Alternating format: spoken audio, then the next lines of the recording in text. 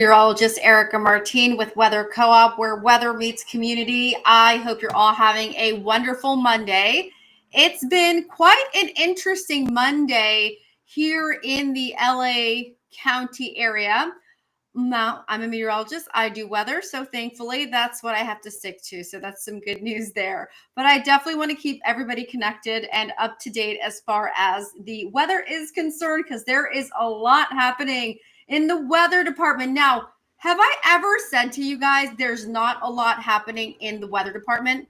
Because there's always something happening, right? So I do hope you're all enjoying your day. We are going to go through a lot of weather stories, so bear down. Grab your iced coffee. Actually, I think I have an iced coffee forecast as well. And enjoy. Let's see, we've got some people already on. New Matt, JC joined. Hey! I've got my iced coffee forecast coming up. I also have my ice cream forecast. It's not going to work for many of you. Hey, Assad, LA Mayor 2026. Woo-woo! We've got so much going on right now. Let's kick things off with conditions as far as temperatures go. So the big story is we've had a warm stretch of weather, especially across the Pacific Northwest. We've also seen the desert Southwest getting pummeled with really hot temperatures as an area of high pressure holds. What's going to happen, though, is things are going to alleviate just a little bit for the Pacific Northwest. Not the case for the desert Southwest. Additionally, that cold front that was disturbing those of you across the Northeast and the Southeast, you guys are going to get a little bit of an improvement there as far as those daily high temperatures go. So I'm going to go from east to west. Now, you all know weather works from west to east, but we're going from east to west as far as those current conditions go. And then we're going to go into our future cast 9 days out. All right, so let's get started here. Our temperatures across the eastern seaboard include 78 for Baltimore, Philadelphia, and along with New York and New Haven in the 60s, 50s for Boston. We have 73 for Indianapolis. Go Pacers. Louisville at 73, Nashville 71. We have Little Rock at 82. Thunderstorms for Montgomery and Mobile. Houston in the upper 80s, along with some isolated thunderstorms. This is going to be an area of interest over the next couple of days, and I'll talk about why in just a bit. We do have a system that's going to dive on down. Not going to be a terrible rainmaker for those of you in the northern portion of the nation, but southern portion of the nation, yeah, you will certainly get heavy rain, and we'll talk about it. Amarillo currently at 78, 82 for those of you in Garden City. Denver, hello. Let's see if Rick's on. Hey, Patrick Mahomes Hollywood, one of the best photographers and best social media directors out there. Rapid City, 78 degrees. Thermopolis, 84. Billings, 90 degrees. Glasgow, 93. We've got Boise. Look at these 90s. Kalispell, 98 for Whitebird. Keeping it in the 90s and some mix of sun and clouds there for Portland at 93. Seattle, 85. 93 for Dallas and 95 for Redding. Look at all these 90s, okay? We're going to see triple digits. Phoenix, Arizona, no surprise there. Vegas, also triple digits for you. So I'm going to go ahead and move on to the next graphic. And we're going to start this and kind of roll through this slowly but surely, okay? I'm going to toggle this starting at 4 a.m. Tuesday. Are you guys following my handy dandy hand here in blue? Can you see it? Let me go ahead and make sure I highlight it. There it is. So here is your timeline. And the reason I'm saying this is because what I applied here is the GFS model, so the Global Forecasting System. Remember, that goes out 240 hours. I always tell you guys, I show you because I'm here with you. I wouldn't want you to look at it on your own without running it by me, simply because that's a lot of information to consume.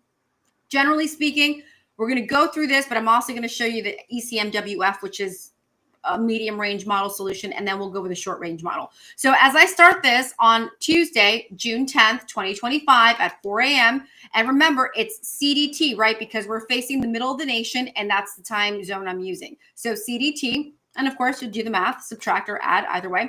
I'm going to move this forward, and I'm actually going to focus on the desert Southwest and the West Coast in general, right? So we're going to go to the low desert as well. If I pull this back, Wednesday, 6 p.m. Let me actually go back to Tuesday. Hang tight. Tuesday, right? 8 p.m. We're seeing triple digits in Barstow, Bakersfield, Phoenix, Vegas as well, okay? So the warmer temperatures are definitely favoring the low desert, along with the high desert as well, parts of the Inland Empire, as well as the desert Southwest, the southern Great Basin as well, seeing these really hot conditions. We do have 90s for Boise, Idaho, so that's really the northern Intermountain West, still keeping conditions very very warm. We'll continue to move this through until Wednesday afternoon, and then we go back to those triple digits. So you can see here, this is going to be a story that continues for the next several days. And then we're finally going to get a little bit of a break as we move on past this end of the work week into this upcoming weekend. And I move this through Bismarck, Minneapolis, Rapid City, Sioux Falls, Des Moines, Kearney, Kansas City, Dodge City. Let's see who else. We've got Denver as well. Do you see that you guys are starting to see those daily high temperatures climb? Well, that's a good news because you guys have been seeing cooler than normal temperatures, especially behind that frontal boundary. All right. And now I want to show you something as far as our heat risk map is concerned. This is important for you guys to kind of get a general overview. And then if you have any questions, you guys know what to do. Yes. Yeah. You guys know what to do. You guys, I always say that. What? Woo! Iced coffee. Woo! Iced coffee all the way. I mean, I got it right now. It's actually melted, but it's okay. We're going to do that. We're going to still have our iced coffee. Now, I do want to show you something here. Heat risk for this week. I want to show you the concentration. We're going to start on today, and then we're going to go Tuesday, Wednesday, Thursday, Friday, Saturday, Sunday. Okay. So I'm going to move this ahead just a little bit. Are you seeing these higher concentrations? If you just reference the legend here, we're going to major some pockets here in Southern Texas.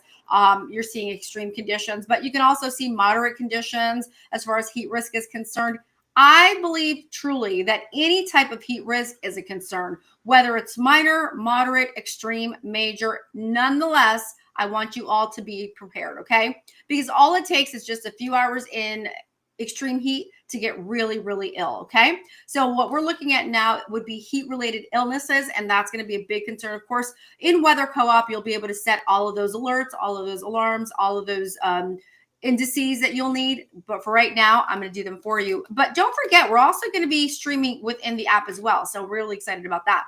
Notice how we start to see these pockets of purples and deep reds, these aubergine, if you will, for portions of the desert Southwest. Well, that's because conditions are going to get hotter and hotter. We're actually starting to see it as well as we move into Louisiana. Look at this, the Gulf states.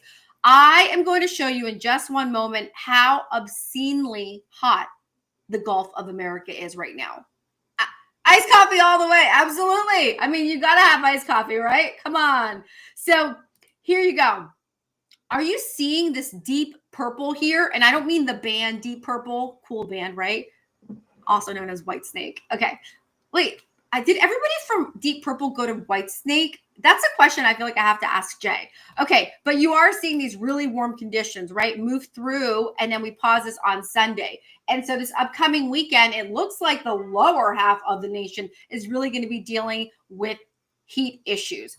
All right, so there's a lot there, guys. I mean, we're cranking this out because there is a lot to go through. I mean, I want to tell you guys at one point, like, I'd like to be like, well, today there's just nothing to talk about, but it never happens. It's like there's always weather happening somewhere. And I have not even gotten to the Central Pacific, the Southern Pacific. I haven't gotten to any other continent. I haven't even gone to the Southern Hemisphere yet.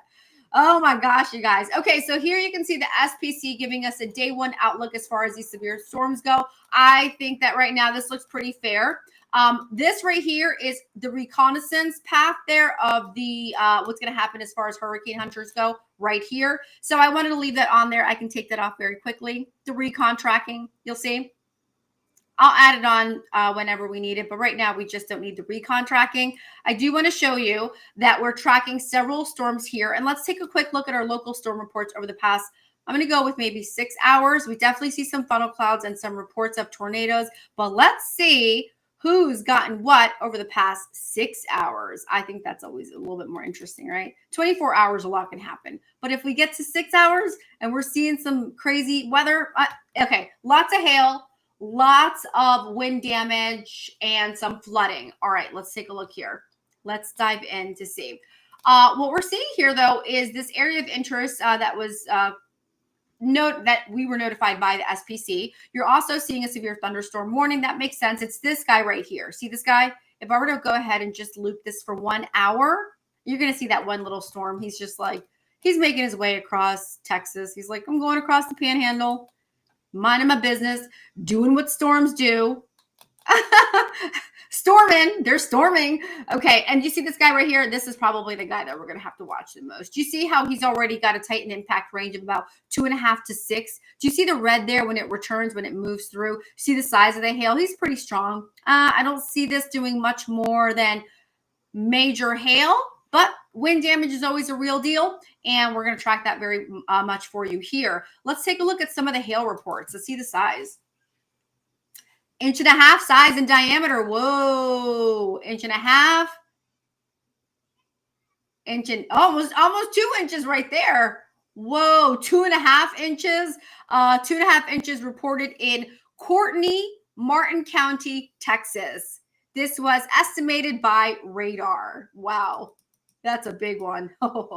Okay. So once again, we're tracking these storms here that look like they're going to bring more hail and could very well cause some flooding, localized flooding, as well as some wind damage, right? That's always a real possibility. And then, of course, we're tracking these across Mississippi, Alabama, into Georgia, seeing lots of reports of wind damage here, also wind gust reports. But I want to show you something. I'm going to go out a little bit here. I'm going to remove our convective outlook. Remember, everything here in the green is the convective outlook issued by the Storm Prediction Center. I'm going to remove that actually. Give me 1 second because I think that's important to remove and really just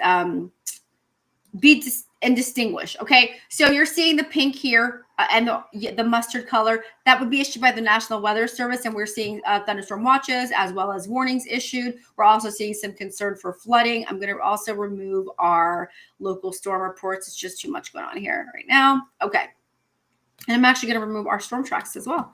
All right, so what we're left with, of course, would be air quality concerns for Arizona. That makes sense. I mean, they're stifled with that air mass there. We're also seeing some concerns for small crafts here. We're seeing some, this is an interesting one. Let's go ahead and highlight this one here very quickly, guys. I hope everybody had a great Monday. What did you do today on your Monday? I need details. What did everybody do on this fine Monday? Or as I call it, Run It Back Monday, because if you didn't do it great last weekend, you'll do it great, or last week, you'll do it great today. Right? So we've got a marine warning issue, and look at these guys. Hold on to your hats. Ladies and gentlemen, we are about to start showing you sea surface temperatures. Oh my gosh. And these numbers have been increasing steadily over the past couple of days. Okay. 88 degrees. Look at this. As we maneuver through the Gulf of America. I've just been saying the Gulf, because I'm like, by habit. I mean, okay. I suppose I have to do it, right? But I just know that Gulf of Mexico. But we're going to call it the Gulf of America. Whatever Google says, we're fine. Okay. All right, here we go. Interesting piece of information. That piece of energy that I talked about, that was the third piece of energy that was hovering around Mexico, all in the Eastern Pacific.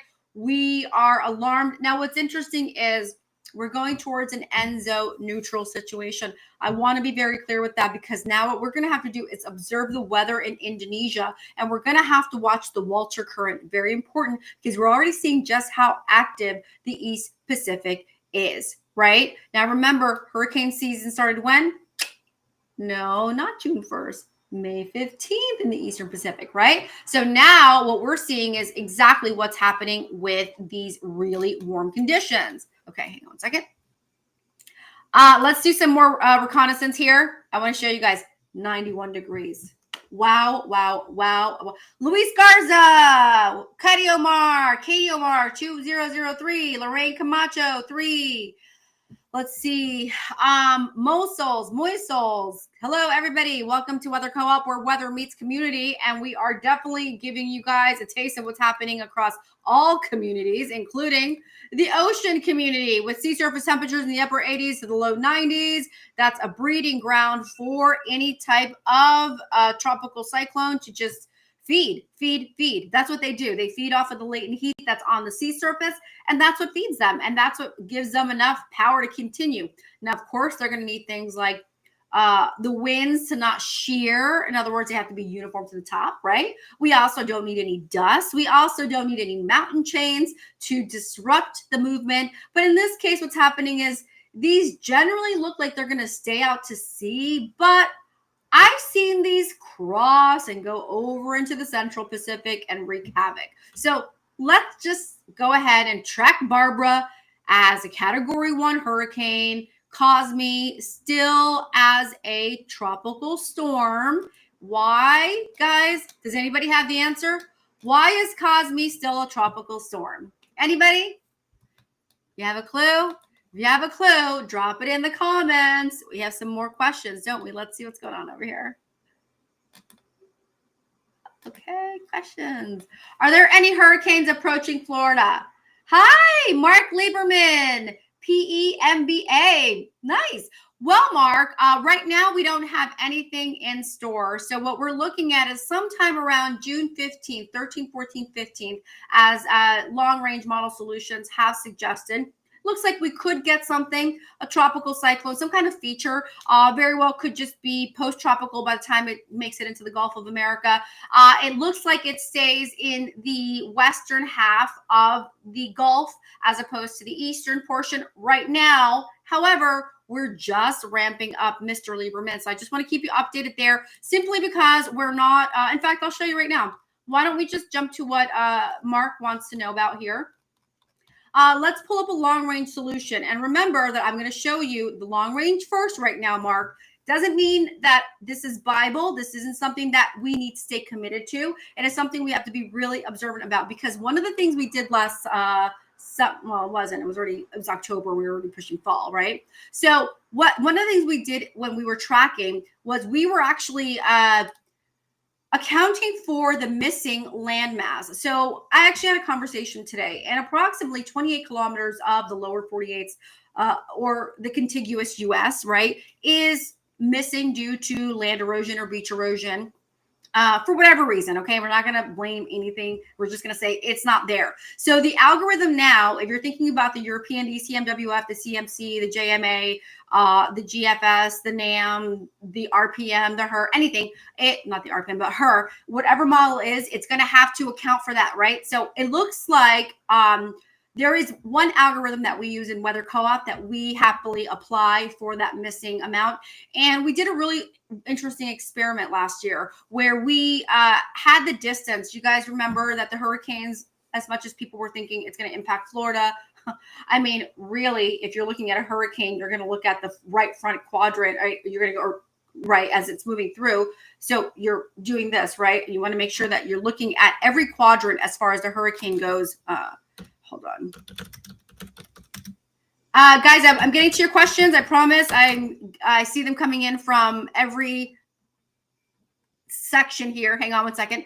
We're answering Mark Lieberman's question right now, and then I'll get to another question. Okay, so right, we're talking about that right front quadrant. So in that case, when it was moving through, when we had our hurricanes last year, no matter what happens, you're always going to look at that right front quadrant, right, as the most aggressive portion of the hurricane. And so what ended up happening was, of course, people like in North Carolina, right, farther inland were impacted. So we're going to keep you posted. I'm going to keep you up to date. Nothing right now, nothing within the next 240 hours mark. I want to be clear. So I will update you, I'd say within the next 72 hours for the then forward 240 hours. As of right now, let's actually go through this together so I can show you beginning June 9th. Remember, CDT, because we are facing the center of the nation. Add and subtract whatever hours you'd like. We could go UTC or Z. I'm fine with that too, but I don't think people want to do that. Okay, so here we go. June 14th, June 14th, June 15th, here we go. Do you see this? What's happening here? It's firing up. And this was the feature I was talking about right here. Okay. Look at that feature again. Okay. I'm going to pull it back and I'm going to go forward again. So anything that we would say could be alarming to the Gulf. So this is the only feature that I see, but I saw that pretty early. So I've been watching that one very closely. And then we continue out here and we just have to track it very closely as far as anything tropical. a tropical cyclone in nature. I don't see it, but if we were to quickly look at the Saharan dust, could be the reason. Give it a couple of weeks. Everything's just starting to cook right now. So Mark, right now we are in decent shape, but I'm still going to track this area right around the 15th, 16th, 17th. This, of course, is going to, like we said, it's going to move westward within the Gulf. Okay. So that's where we are right now. Nonetheless, it doesn't mean, Mark, that you can't be impacted. I mean, look at all the rain we're getting. We've got that frontal boundary digging on down. We have 2 frontal boundaries followed by a secondary one, right? So a reinforcing boundary. That, of course, could always lead to lots of heavy rain and flooding. So we'll watch that very closely for you. But that's a great question. All right, guys.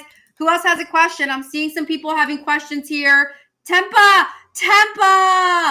I miss you so much. Tell me what you need from me. I will give you your very own Tempa Done forecast. All right. Now, Tempa is a beautiful soul. We studied A Course in Miracles together, and this year I just couldn't make it back to the course. But if you guys haven't read A Course in Miracles, you very well should, with one of my favorite gurus, Max Ryan, and Tempa Done is one of the most amazing humans ever. All right. Shout out to Luis Garza, 65, Caddy Omar, 003. I think we said that. Lobo Shrek and 50169 CK joined. We just had a question from Mark Lieberman via LinkedIn who wanted to know if there were any hurricanes in the near term. The answer is no. About 240 hours out, we are seeing something impact the Gulf of America, but it looks like it's the western half. We're also going to keep a track on what's happening.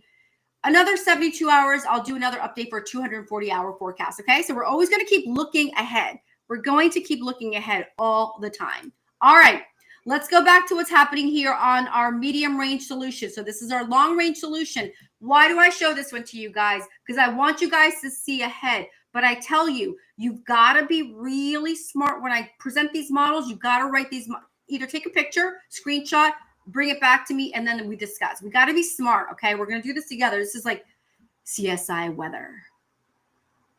That's a good show. All right. I just envisioned it. So we're going to go ahead and we're going to have this. Now, you notice that because this is at 25 kilometer spatial resolution, English teacher Leon hanging out in Brazil, it's feeling just as tropical here as it is there. Okay, so I hope you're doing well. You can see here, guys, we took this out, but look at the resolution. You see how it's just not very well defined? Now I'm going to bring you into the ECMWF or the Euro model, okay? All right, so now we have the ECMWF higher resolution, 9 kilometers. Do you see the difference? Do you see the quality? Okay. But again, we're only going to go out 72 hours here. So do you see how we're impacted by that frontal boundary? Let me go back a little bit here. Okay. I want to show you guys the boundary. See what happens as it comes on down, it drags on down. You're like, okay, there's one. And then we get reinforced by another. Okay.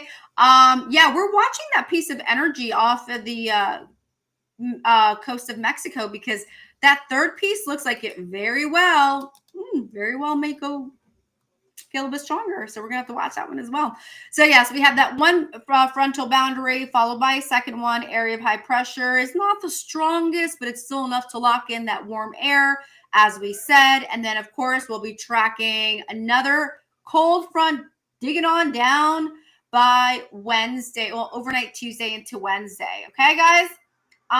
So yeah, this is a really active season. And now remember, we are going into an ENSO neutral. So just to clarify that. So we're going back again with our ECMWF higher resolution at 9 kilometers. Let's continue there. We're going to go a little farther out. And somebody asked earlier, anything in the by chance, is there anything that looks tropical in nature, like a tropical cyclone in nature for Florida? The answer was no. However, we still see lots of rain for Florida due to that frontal boundary. That reinforced boundary that comes in late Tuesday to Wednesday, that's going to impact the northern portion of the nation, really like the north central, northeast, okay? So keep that in mind. And now let's go ahead and take a look at what's happening here in the tropics. I think I showed you guys already. I did take off our spaghetti plots. I just see the spaghetti plots being a problem right now. It's just, there's just too much going on here. So quick look once again at Barbara, hurricane category 1. And then of course we have Cosme, who is still a tropical storm, but he's at 70 miles per hour sustained wind speed. All right, guys? Trick question. Actually, it's not a trick question, just a question. Hey, who knows how or what it takes for this guy right here, Cosme, to become a hurricane? Who has the answer? Why is Cosme not a hurricane right now?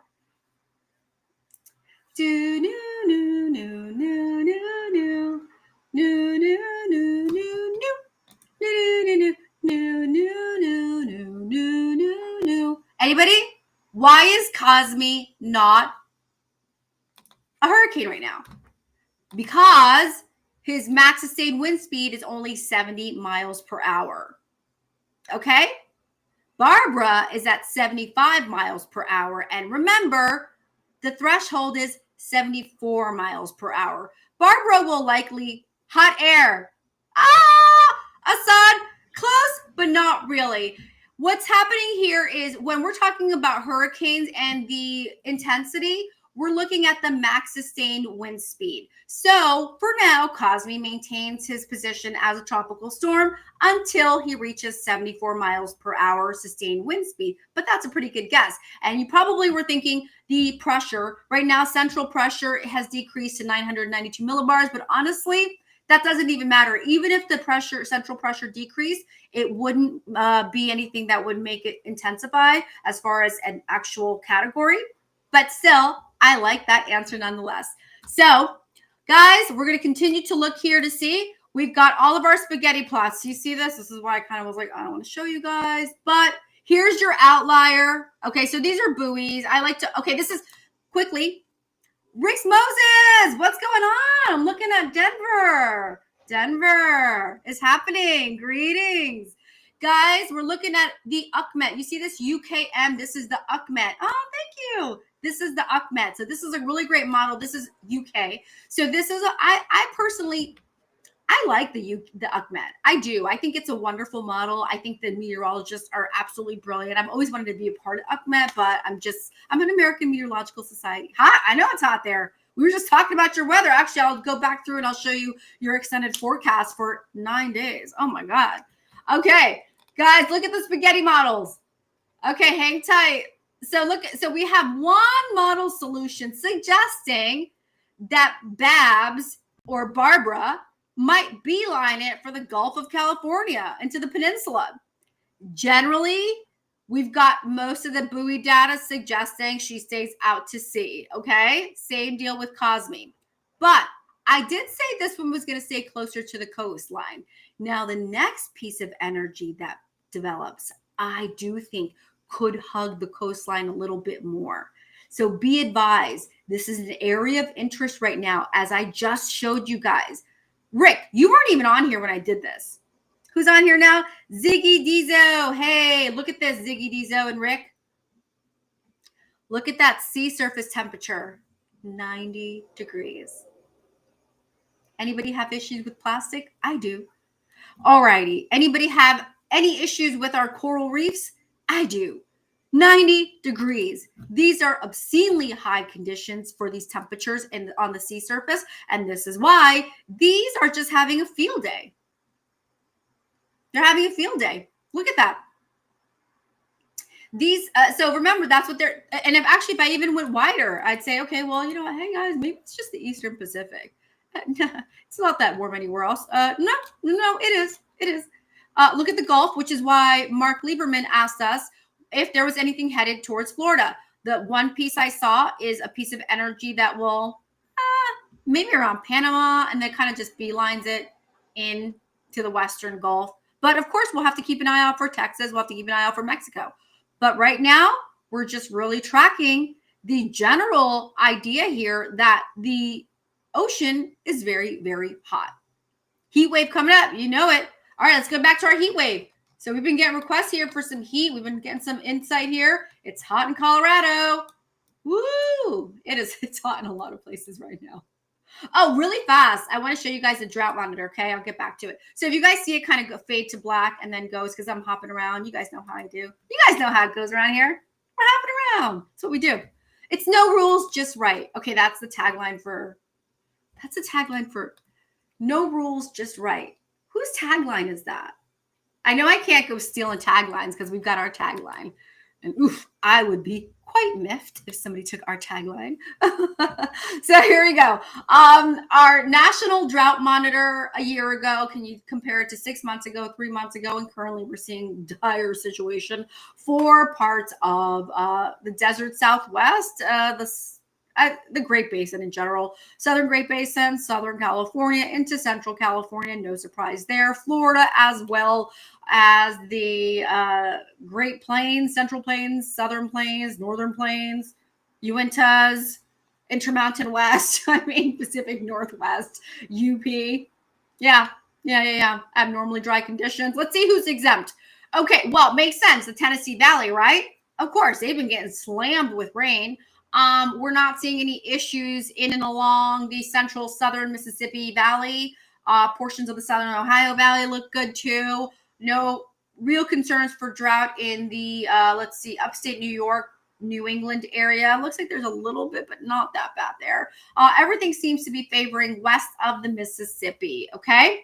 A quick look at our fire weather outlook as well, guys. We're just going to do a quick and dirty look at what's happening across the nation here. I'm just going to toggle it over.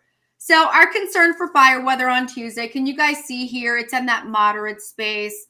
But then we kind of go into that moderate to high. We increase and increase by the middle of this week, well, Tuesday into Wednesday. And I'm going to kind of just hop all over the nation.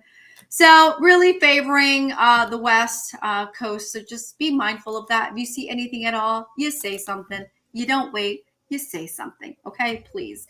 Okay, and here's a fun one. It's not fun, but it's not fun by any stretch of the imagination.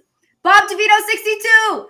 What's going on in North Carolina? Hey. Okay, Bob DeVito, 62. You made it just in time for our global nitrate extinction, AOT. You guys are like, are you kidding me? Yes, let me read this to you, okay? I think it's an important one because I had it labeled as a complete aerosol package, so I included all types of air quality issues.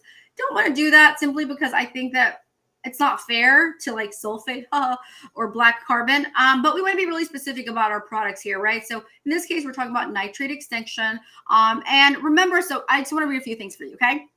So it's talking about the column mass density. So it is like a thickness, optical thickness, if you will, and 550 nanometers estimated to improve the algorithm exhibit regionally specific seasonal patterns consistent with aerosols, right? So let's just talk about exactly why we care about nitrate extinction. Tomorrow, not today, we're going to break it up into black carbon. We're going to break it up into all types of nanoparticulate matter. We're going to break it up into sulfate, things of that nature. Okay. So here it is. Nitrate extinction in broader context refers to the process by which nitrate levels in an environment are reduced or eliminated. So it can be through human-driven mechanisms, which goes back to anthropogenic warming and anthropogenic processes, which is why North Carolina, I got you. I'll get you in 1 second. Which is why, guys, when we talk about climate things, because you guys know that's my graduate degree, right? Like my studies, like that was like the real deal. I thought it was going to be like easy. like Greta Thunberg, well, she wasn't in back then, but you know what I'm saying? I just thought I was going to be like, we're going to talk about the planet and we're going to save the planet. It was so not like that at all. It was so hard. We had so many case studies. Shout out Dr. Moyman. You rock. I barely slept for 3 years of my life. Okay. Clydek, 7. Thank you so much. I got you North Carolina. I got you in Colorado. And we're going to talk about Brazil as well because we got English teacher Leon there. So this is our global nitrate extinction. And this is very interesting because generally speaking, we're talking about human-caused behavior. So the microbial process plays a significant role in nitrate extinction by converting nitrate into nitrogen gas under anoxic conditions, okay? Plants and other organisms can also absorb nitrate from the soil and water, effectively removing it from the environment. Human activities like agriculture, where excess nitrogen fertilizers are used, can lead to nitrate pollution in water bodies. This can stimulate algae growth and lead to decline in oxygen levels, okay? So eutrophication is the problem here when we talk about this particular product. So this is why I'm not going to dump nitrate over sulfate over black carbon. I'm not going to do that. Like, that doesn't even make sense because they're all really unique. Do they all suck? Yeah. Like, in plain English, they kind of suck. I mean, they really do. Like, nobody wants to see that. But I just really want to be clear as to what product you guys are getting. And in this case, you guys are getting a product that is showing you the nitrate, okay? Extinction. And the reason we care about that is because, once again, it's all about eutrophication, which means the oxygen levels, the available oxygen in the atmosphere. So soil type, water chemistry, temperature can influence the rate of denitrification and other processes that contribute to nitrate extinction. So, of course, denitrification is really important. And the extinction refers to the reduction of the intensity of light as it passes through a medium. In this case, it can refer to the absorption of light by nitrate molecules or the scattering of light. Okay? Aerosols. I had that. That's how I had it listed before, with everything layered on top of it. But I mean, it looked like it was the end of the world. Some of you might fight back and say, but it is. And I'm like going to be like, okay, I'm not that. No comment. I'm not going to comment. Okay. Got my own personal ideas. And you guys know, once I start launching the climate space, you guys will have more of an idea. Okay. So we're headed over to Denver, a pair of sevens. And we've got Charlotte at 72 degrees. Were you in Charlotte? I forgot where you were, Bob DeVito 64. No, you weren't. You weren't in Charlotte. You were somewhere else. Gosh, weren't you near Raleigh? Okay, let me know. Yep, a pair of sevens. Ooh, for Denver. And so now we also went through our future cast, right? And I'll show you what's going on here. I'm actually probably going to change it a little bit. I think I want to do, okay. So let's go over the next couple. So see how Denver starts to increase in those daily temperatures, 84. I'm actually going to do something quickly. I don't like the way it's looking. What I did was I wanted to kind of highlight the desert Southwest, Southern Great Basin. But to be quite honest, I don't like the way it looks. I think it just leaves everybody else. Tooele at 80. Okay, I'm just going to take these out quickly, okay? I'm just going to delete a couple of items. These might look squished on your end on the West Coast, but don't worry. We'll get through it together. Together. Okay. My iced coffee, which is not ice anymore. So you see how I have everything squished along the West Coast? I mean, hey, it's not my fault. That's where it's going to be really hot, right? So you've got all these triple digits like layering each other. All right, let's go back. So we got Rick in Denver, a pair of eights. It looks like a pair of eights. Definitely going to hit upper 80s tomorrow. You might be flirting with 90s, but hey, we're going to definitely hit you up the upper 80s. And then when we head over to North Carolina area, we've got upper 80s and some 90s. Okay, let's keep it moving there. Look what happens. Make sure you follow the date and the day along with the time. Okay, look what happens in Denver. North Carolina, look what happens to you. Ooh, it's getting hot out there. Do I see 90s? Oh, yeah, 93 for Denver. And I see, let's see, Charlotte in the 90s, Raleigh, you're going to be in the same place right there. Bob DeVito, 64, you're going to be in that same area. So this is Saturday, Sunday. Get ready for a hot weekend. As they say, summertime. Yep, that's what they say. All right, Virginia Beach, woo, 80, 81. Look at that. Triple digit. I mean, I'm not even going to, why am I going to look at the desert Southwest? Triple digits, enough said. Okay, the low desert, triple digits, enough said. The Southern Great Basin, triple digits, enough said. We got to look for places that are just kind of out of like, oh, unexpected. You know, this is not the norm. Boston's going to hit 90s this upcoming, next week, rather. I'm going out like 10 days. Okay. Boston, Fenway Park. All right, guys, let's see what else we're doing here. Yeah, it's warming up. But did you guys see here, though? Remember I told you guys that you had that frontal boundary for the East Coast? Like, look at those temperatures. Like, meh, not that great. All right. That secondary frontal boundary comes down. See how things start to get a little bit hotter? Whoa. Sunday. Look at this. Can you guys hear all the choppers? So remember I told you guys I needed a window, right? I was like, I can't. I was like, good night. Have a good night. Night, Bob DeVito. I know. Are you looking at this? Everybody's looking at this like Clayton. I got you. I'm writing this down. Clayton Kershaw, right? Clayton Kershaw? Yes, Clayton Kershaw. That's what I'm going to think. Okay. Actually, Clayton Kershaw likes weather. He's like a weather enthusiast. That's kind of a nice little connection. Possible new records? Yeah, absolutely. English teacher Leon, which you happen to be in a tropical climate. And even this is shocking to you, right? I mean, we're not even in, well, we are in meteorological summer right now, commenced June 1st, but astronomical summer, a couple days away. Great, don't know. Yeah, Clayton Kershaw. He's a weather enthusiast. Oh yeah, he really is. Well, he needs to. I'm not a Phillies. Is he still on the Phillies? I have no idea. Anyways, whatever. Okay, good night. Get your rest, Bobby DeVito. You need your beauty sleep. All right, Bob DeVito 62. All right, he's like, don't give me 2 extra years. Yeah, you're boiling over there. I bet. But as you say, you're so close to the equator. You know, no hurricanes for you. That's for sure. We had who did we have asking? Mike Lieberman was asking about hurricanes for Florida. Not yet, sir, but they're on their way. Oh, yeah, they are. I mean, trust me. I was looking at some of these long-range model solutions. I could not believe it. Actually, let's take a quick look together. Hold on. So we got Barbara, Cosme, and then that next piece of energy, which I promise you is going to increase in intensity. But let's go to the CPC.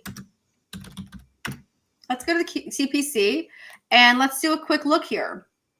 Okay. La-di-da, la-di-da. Let's go to the, let's see. Okay. Yeah, these, wow.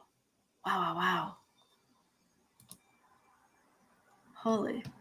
All right, let's go. Okay. Okay, let's see, guys. Pulling up our PDF right now. I can totally share this with you guys, okay? So updated, prepared by NCEP on June 9th.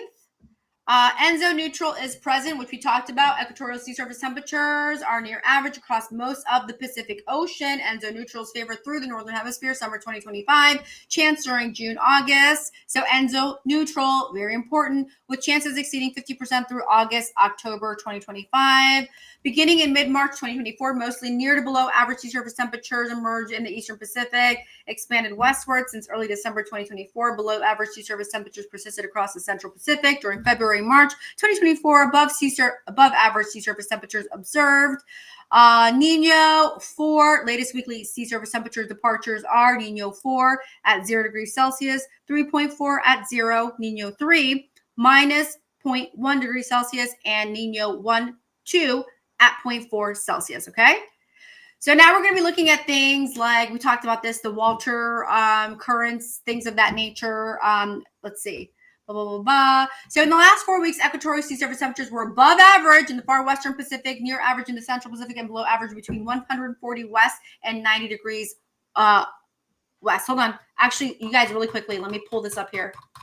Heck, where'd I go? Where'd I go with it? Hang tight.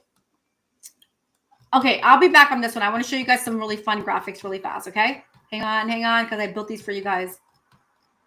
Okay, wait, let me go to this one first. Okay, you guys have to see this. This is a good one. Okay. Woo! No natural disasters here. No. But you guys, God, Brazil, you guys, they need to leave your beautiful, beautiful country alone. Okay. All right. So here we go. Woo! Let's play this. Let's go. Look at this. Put that air conditioner on high. Woohoo! All right, here we go. And then we're going to go to, wait, no, this is another fun one. Then we'll get to the bummer ones. Let's stick to the fun ones, guys. Yeah, pump up that AC. Pump up the jam. So your ice cream melt cast. I didn't finish this one. I haven't finished it yet, but I wanted to show you because I thought it was like really fun, and I want to get some music on it. Hot days ahead. Eat your ice cream fast, guys. Eat your ice cream fast. Okay, and now we went from like fun graphics to the not so fun graphics. And I'll load these all onto our Weather Co-op page. No, we're there. But this always makes me really sad when people are walking their dogs on hot pavement. Makes me want to take people's shoes off of their feet and make them walk on the pavement themselves. So I have to contain that. I have to contain that feeling to just strip people of their shoes when they have their dogs walking on really hot concrete or pavement. Okay. So asphalt. All right. At 95 degrees, it feels like your little fur baby's paws are burning off. It feels like 140 degrees. On concrete, it feels like it's 125. On grass, it feels like it's 105. And even on shaded grass, it feels like it's in the 90s. Okay, guys? All right. So if you see me and I see your dog being walked on a day when temperatures are in the 90s, please be aware that I'm sure I'm going to say something. Okay? I'll say it nicely with a smile, but I will definitely say something. All right, now let's hit our urban heat island. This is always a fun one. People love learning about urban heat islands. I mean, I think it's one of the most fascinating things because, I don't think you really appreciate it until you're just like, whoa, like this is wild out here. Like temperatures are this, but it actually feels like this. And you want to know because there is, of course, what we refer to like that concrete jungle. Here we go. Heat emitted from cars and buildings and factories, asphalt, dark rooftops, retain heat. So that's when we're talking about albedo. So when we talk about things like that, asphalt, dark rooftops, retaining heat, we're talking about something with low albedo. So it takes in that incoming solar radiation. That's why something like white is good to wear on a really hot day. High albedo reflects it right back out, okay? Concrete reduces surface moisture. We all know that. Less trees, less shade, less cooling from evapotranspiration. Okay. So evaporational cooling, evapotranspiration. So that's just when we're talking about just feeling a little bit cooler. Let's say if you're sweating and you go under a tree, the shade, it'll make you feel a little bit cooler because of the evaporational cooling. So evapotranspiration. So that's kind of what that means there. But you can see here, rural conditions in the 80s, mid to upper 80s, suburban residential, same deal. Commercial starts to get a little bit warmer. Downtown, same deal there. Parks, nice and cool. Suburban residential, rural farmland. But I still want everybody to be aware as these temperatures climb, and climb. Now, I wanted to show you something else. Let's see if I get this one ready for you guys. I may have this one ready. I believe this one has our latitude, longitude lines. It does. Woohoo!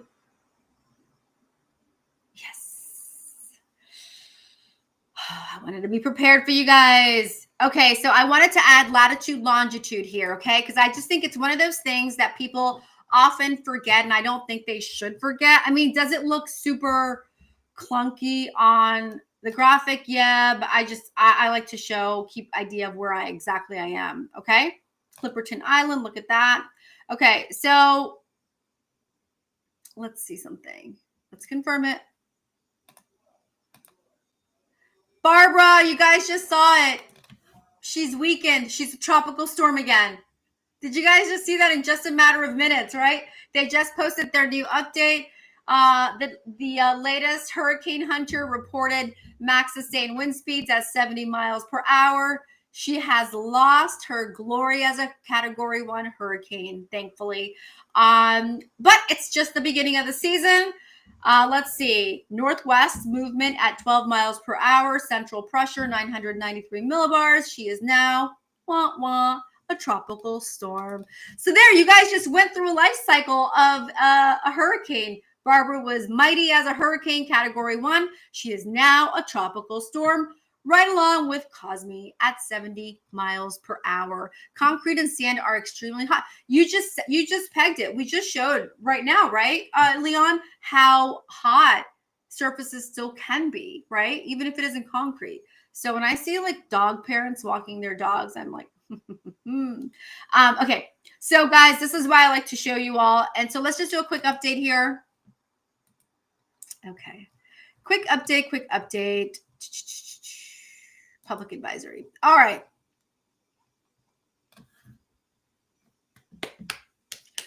So the center, let's see, blah, blah, blah, is moving toward the northwest, 12 miles per hour. Max sustained wind speeds have decreased to 70 miles per hour, which is what we said. Tropical storm force winds extend outward to up to 80 miles from the center. Estimated central pressure, as you just see here, 993 millibars. Swells generated by Barbara will affect portions of the coast of southwestern Mexico during the next day or so. So, of course, the concerns are going to be things like rip currents, okay? So just be aware if you have friends, family, heck, people you don't even like, and they're headed to that part of the world. I don't know. Be a good person. Cosme, he's OTS right now, so we'll see. All right. Let's see. Anything else that I think I want to leave you guys with? Saharan dust. Nah. I think we're good. I think I'll just leave you back with our current conditions because I think current temperatures are important right now. So many people are just saying it's hot outside. I want you guys to not feel ill. I want you guys to feel well. Yikes, right? I know. It's real. It's crazy. I mean, seriously. Okay. So we've got, I think we're going to leave it right here for now. Yeah. And then we're going to talk about more fire concerns. Okay. That's going to be a big one. And we'll do smoke as well. Yeah, we'll do it. We'll leave it there for now. I like current temperatures. All right, guys. Well, I'm meteorologist Erica Martin with Weather Co-op, or Weather Meets Community. Thank you all for joining me this wonderful evening. I hope you guys are all safe. Feel free to always send me a message anywhere you want, any way you can reach me. I have no problem, of course, responding to you ASAP. Remember, we just covered CONUS. That was it. We just covered CONUS right now. I promise you tomorrow we're going to start in the Southern Hemisphere. We'll go from Australia. We'll maneuver from there, okay? We're going to go from Australia, and then we'll pick another continent from there. All right, maybe I can do a quick look for you. Hang on. I hate to leave you guys hanging. Hang on. Who else do we have here? Okay, let's just look at Africa quickly, okay? Let's just pick Africa. Let's see what we have here. Oh, okay, let's see how this looks here. Oh, wrong direction. That's not Africa. Oh, it did something really weird. Hang on. Give me a second, guys. That's the tester. Hold on, let's see here. All right, we're testing, guys.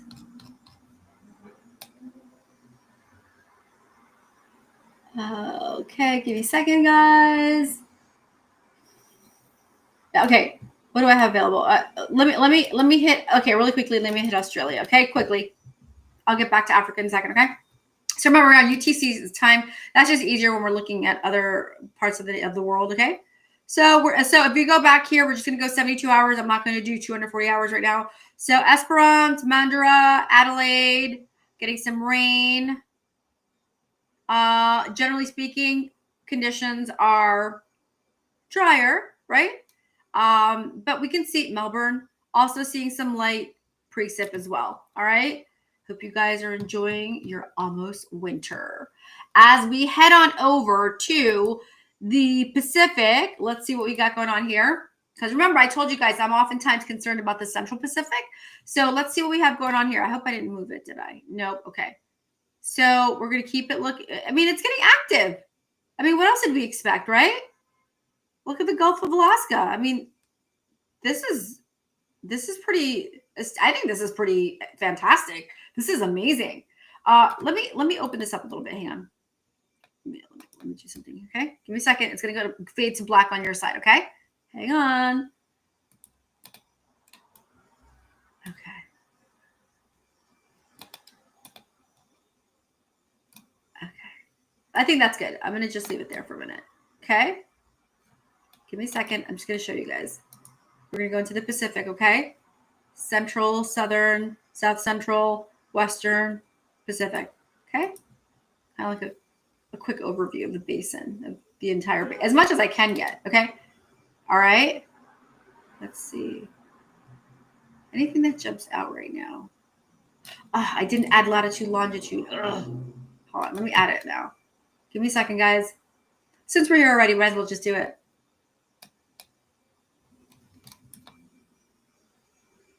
Okay. Here we go. There we go. Now I'm happy. I'm so happy right now. I love seeing my latitude, longitude lines. Okay. All right. Now we're cooking. Boop, boop. Okay. All right, let's see what we have going on here.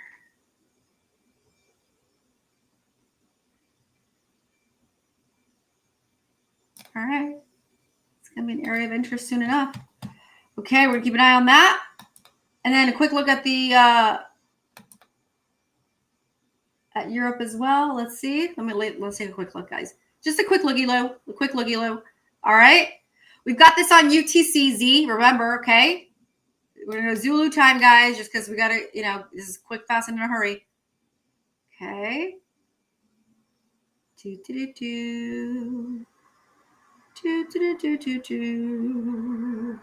Do-do-do-do. Asia always gets kind of fiery, too. Like, ooh.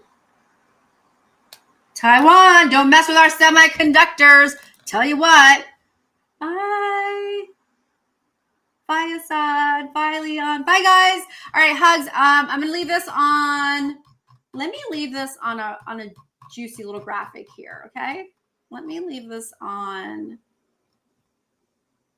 Let's see here. I think I'll leave it on this, okay? I'll just let some music play in the background. Have a wonderful night, guys. Bye. Hang on a second. It's coming. I'm like, hang tight, guys. Okay, remember, this is our recon. I'm going to take that off really quickly. Don't need it. Don't need it. Don't need it. And I'm going to leave it on day 1, okay? For the convective outlook. Hugs, guys. Remember, you can always send me an email. I promise you I'll answer it, okay?